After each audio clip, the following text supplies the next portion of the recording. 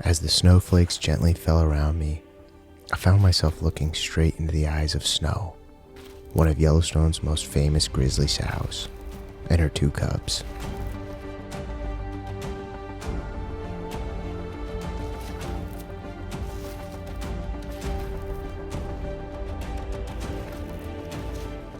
A feeling of excitement and awe washed over me. The family was out searching for food, trying to replenish themselves from the long winter hibernation. And here I was, wrapped in the beauty of Yellowstone, just watching wild grizzlies move through their world. They gave me some incredible photographic opportunities, and I came away with some of my favorite shots I've ever taken of Snow. But there was still one photo I was hoping for, something at eye level, where the foreground and the background just melt away, blurred out. That is the kind of shot I was hoping to get on this trip.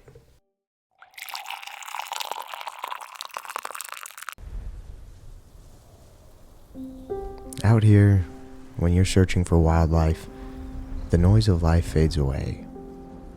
When you're locked in behind the lens, time slows down, and for a moment, you're completely present. And that's how it felt in this moment, watching a young grizzly boar known as G288. Unlike most male bears in Yellowstone, he wasn't afraid to hang around near the road. In fact, he spent much of spring in this area trying to get the attention of one of the female bears.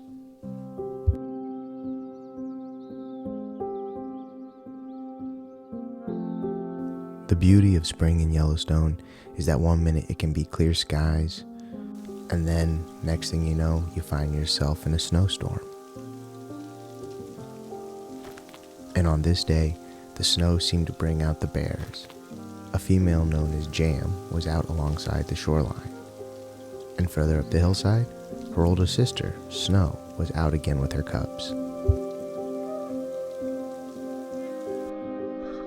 I mean, where else in the lower 48 can you be a fly on the wall and sit back and just watch a family of wild grizzlies being grizzlies?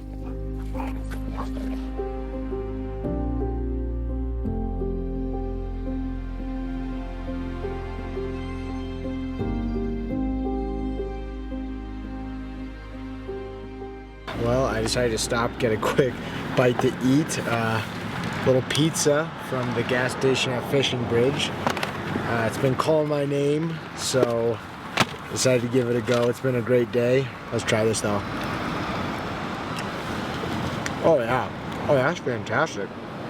Kind of regret not getting this earlier.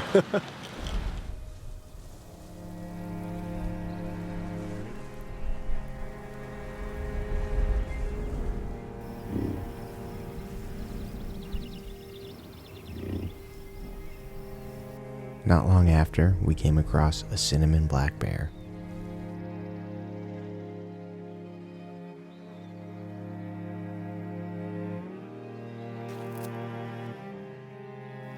It walked all the way down to the river, swam across,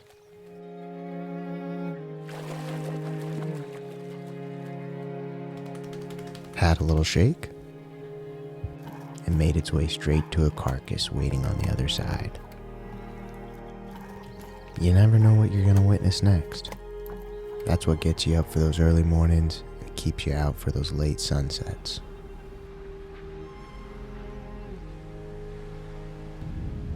Soon it was back to the search, looking for the kind of encounter that might give me the photograph I've been dreaming about.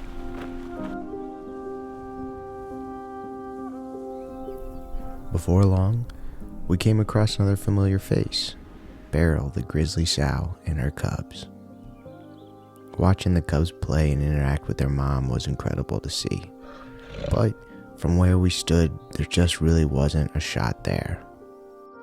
Eventually, the cubs curled up, or should I say, one of the cubs curled up, and the whole family drifted off for a nap. After the nap, Beryl and the cubs got back on the move. So I jumped in the car, trying to anticipate where they might go and get ahead of them.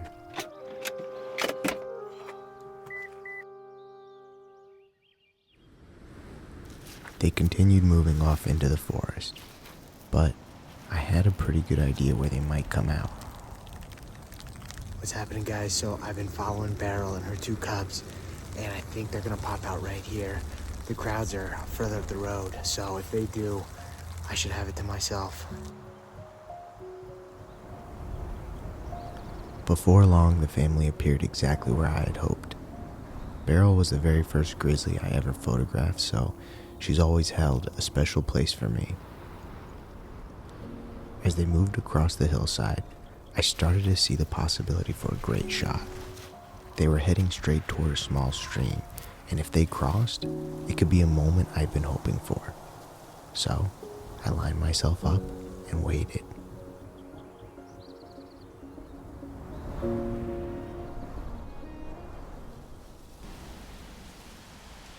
Later that night, sitting by a fire, enjoying a cold beer, I couldn't help but think about what an incredible day it had been. I just captured one of my favorite images I've ever taken of Beryl. But little did I know, the next day in Yellowstone might deliver something even more unforgettable.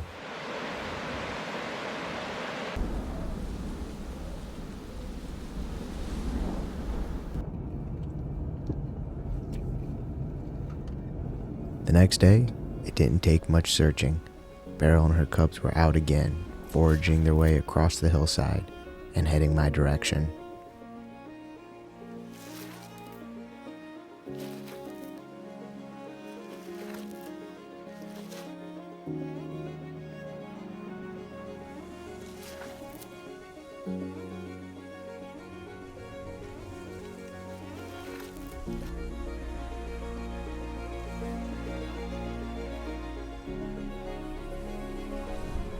But before long, a massive bear jam began to build. When Beryl tried to make her way across the road, the crowd was just simply too much. She turned and sprinted back into the hills. After that, we kept moving. But in Yellowstone, traffic jams aren't always caused by people.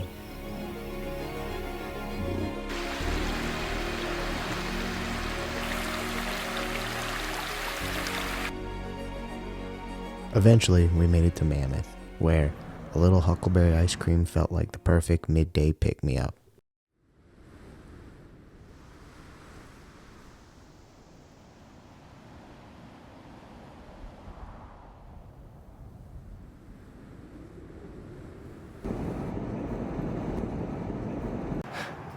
This is awesome. I was heading back to Gardner, and lo and behold, Beryl and her two cubs are out again. But this time they're at eye level, so I'm gonna rip some shots. Here we go.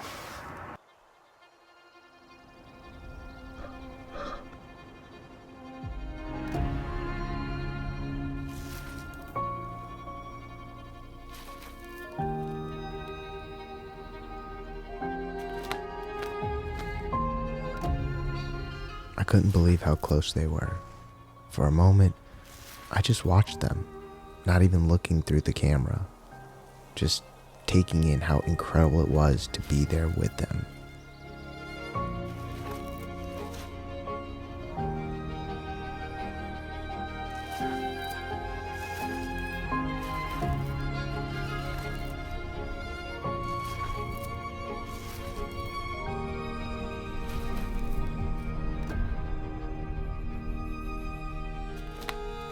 They were moving rather quickly as they were searching for food, but what you can't see here is how I had to keep moving with them and trying to reposition myself ahead of where they were going.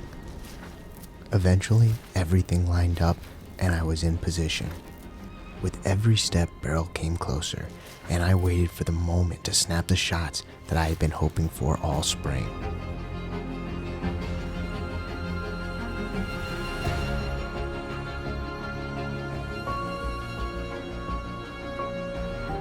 It had been another epic spring in Yellowstone. This place just always delivers. Thanks for watching, and please hit that like and subscribe button. It really does go a long way and helps us to be able to keep making these vlogs.